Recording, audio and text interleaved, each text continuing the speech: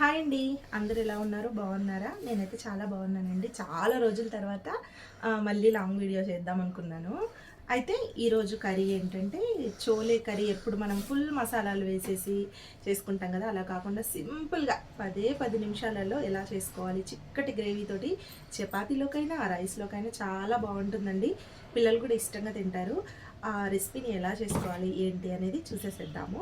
వీడియోలోకి వెళ్ళే ముందు ఛానల్ని ఎవరైనా ఫస్ట్ టైం చూస్తే ప్లీజ్ అండి సబ్స్క్రైబ్ చేసుకోండి. వీడియో నచ్చితే లైక్ ఇవ్వండి. ఫస్ట్ ఒక చిన్న ఉల్లిపాయ తీసుకోండి. ఉల్లిపాయని తీసుకొని ఇలా రౌండ్గా కట్ చేసుకోండి. లేదంటే మీకు నచ్చిన షేప్లో కట్ చేసుకొని ఒక ప్లేట్లోకి తీసుకొని పక్కన ఉంచుకోండి. నేనైతే ఇలా రౌండ్గా కట్ చేసుకున్నానండి. మీడియం సైజ్ ఉల్లిపాయ అయితే సరిపోతుంది. ఇప్పుడు ఒక మిక్సీ జార్ తీసుకొని అందులోకి ఒక 10 వరకు జీడిపప్పుల్ని వేసుకుంటున్నాను. అలాగే పచ్చిమిరపకాయలు ఒక 2 వేసుకుంటున్నాను. పెరుగైతే 1/2 కప్పు వరకు వేసుకున్నానండి. మీరు ఎక్కువ క్వాంటిటీలో చేస్తే 1 కప్ కూడా వేసుకోవచ్చు. తియ్యటి పెరుగు వేసుకోండి. 1/2 టీ స్పూన్ ధనియాల పొడి, రుచికి తగినంత ఉప్పు, 1 టీ స్పూన్ కారపొడి, చోలే మసాలా పౌడర్ కూడా 1/2 టీ స్పూన్ వేసాను. కొద్దిగా నీళ్లు వేసుకొని మెత్తగా గ్రైండ్ చేసుకొని పక్కన ఉంచుకోండి. ఆ తర్వాత 2 మీడియం సైజ్ టమాటాలను కూడా తీసుకున్నాను. వీటిని కూడా మిక్సీలో వేసుకొని మెత్తగా పేస్ట్లా చేసుకొని పక్కన ఉంచుకోండి. చూసారు కదా, ఇలా చేసేసుకున్న తర్వాత స్టవ్ మీద ప్యాన్ పెట్టుకొని కొద్దిగా ఆయిల్ వేసుకోండి. బటర్తో కూడా చేసుకుంటే టేస్ట్ బాగుంటుంది. కొంచెం జీలకర్ర, అల్లం వెల్లుల్లి పేస్ట్ వేసుకోండి. జీలకర్ర వేగిన తర్వాత వేసుకోండి. ఆ తర్వాత పసుపు వేసుకొని కొంచెం అల్లం వెల్లుల్లి పేస్ట్లో ఉండే పచ్చివాసన పోయిన తర్వాత ఉల్లిపాయ ముక్కలు వేసుకోండి. ఉల్లిపాయలు జస్ట్ అలా వేగితే సరిపోతుందండి. ఆ తర్వాత టమాటాలు మనం పేస్ట్ చేసుకున్నాం కదా, అది వేసేసుకొని టమాటాల్లో ఉండే వాటర్ అంతా ఎగిరిపోయి నూనె పైకి తేలే వరకు ఒక 3 నిమిషాలు కుక్ చేసుకోండి. సిమ్లో పెట్టుకొని సరిపోతుంది. ఆ తర్వాత జీడిపప్పు పేస్ట్ కూడా వేసేసుకోండి. ఇదంతా కూడా కొంచెం దగ్గర పడి నూనె పైకి తేలే వరకు కుక్ చేసుకుంటే టేస్ట్ అనేది బాగుంటుంది. అంటే పచ్చివాసన పోయే వరకు ఉడికించుకోవాలి. కొద్దిగా నీళ్లు వేసుకోండి. ఒక చిన్న గ్లాసుడు వేసుకుంటే సరిపోతుంది. మూత పెట్టుకొని మరొక 3 నిమిషాలు మీడియం ఫ్లేమ్లో పెట్టుకొని ఉడికించుకోండి. చూసారు కదా, ఇలా మంచిగా ఉడికిన తర్వాత ఇందులోకి నేను ఉడికించుకున్న శనగలు వేస్తున్నాను. ఆల్రెడీ ఉడికించి పక్కన పెట్టుకున్నానండి. కాబూలి శనగలు ఒక 1.5 కప్పు వరకు వేసుకున్నాను. శనగలు వేసిన తర్వాత ఒక 5 నిమిషాలు సిమ్లో పెట్టుకొని ఈ గ్రేవీ అంతా శనగలకి బాగా పట్టేలాగా ఉడికించుకోవాలండి. మసాలాలన్నీ చక్కగా శనగలకి పడితే టేస్ట్ బాగుంటుంది తినేటప్పుడు.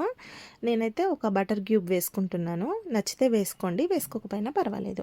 కొంచెం కసూరి మేతి, కొంచెం కొత్తిమీర వేసుకొని మూత పెట్టుకొని 2 నిమిషాలు ఉడికించుకోండి.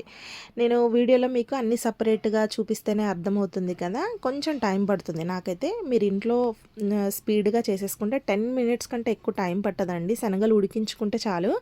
మిగతా ప్రాసెస్ అంతా కూడా 10 నిమిషాలలో చేసేసుకోవచ్చు. నేనైతే రైస్తో తినేస్తున్నానండి. మీకు ఓపిక ఉంటే చపాతీ కానీ పూరీ కానీ చేసుకొని తినండి. టేస్ట్ అయితే నెక్స్ట్ లెవెల్, చాలా చాలా బాగుంది. ఒక్కసారి ట్రై చేయండి. ఈ రెసిపీ నచ్చితే తప్పకుండా ఒక్క లైక్ ఇవ్వండి. అలాగే వీడియోస్ నచ్చితే సబ్స్క్రైబ్ చేసుకోండి. ఇంకా నేనైతే వేడివేడిగా అన్నం వండుకున్నాను. కర్రీ కూడా వేడివేడిగా ఉంది. తిని టేస్ట్ ఎలా ఉందో చెప్తాను, చూసేసేయండి. ఇంకా ప్లేట్లోకి అయితే పెట్టేసుకున్నానండి. చపాతీ చేసే ఓపిక అయితే లేదు, రైస్లోనే తినేద్దాము. కర్రీ అయితే ఫుల్ గాలుతుంది. ఇట్లా వేడి తింటేనే బాగుంటుందండి.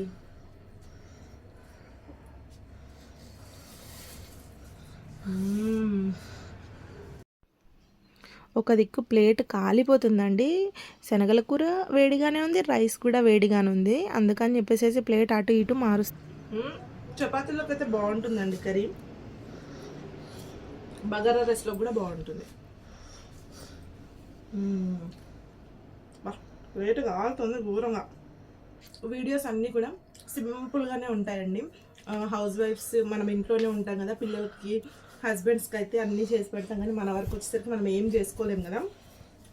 అందుకని చెప్పేసి సింపుల్గా ఏ రెసిపీస్ 10 మినిట్స్లో చేసుకునే రెసిపీస్ చేసి చూపిస్తున్నాను. వీడియోస్ అందరూ చూడండి. నచ్చితే తప్పకుండా లైక్ చేసుకొని సబ్స్క్రైబ్ చేసుకోండి.